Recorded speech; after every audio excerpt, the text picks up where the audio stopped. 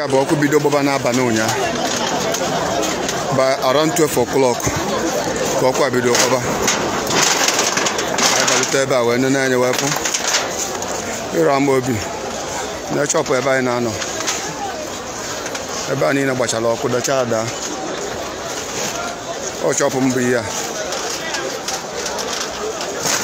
nani bọket nka mere upload ọfụ ụkọ na-agba ọkụ. Nani bọket nka na-agba ọkụ sisi abalị ụnyaahụ. Since yesterday, since Yabanona, this morning, bucket in Parkley, Kanaboko, Chineke no the Quagma, or shop on Bia.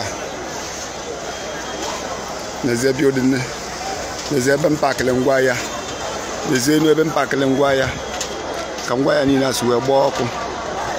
Then one day can Ben Parkland wire, can wire in us where walk. The building that we are there.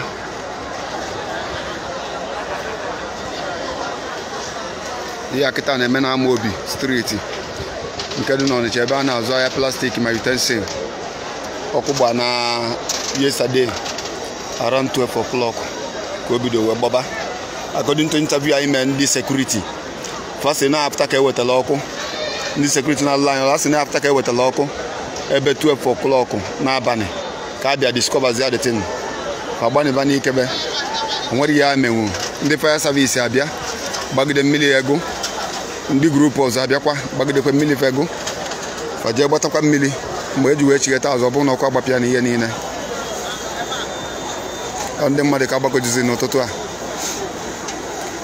n'afọ ihe menụ.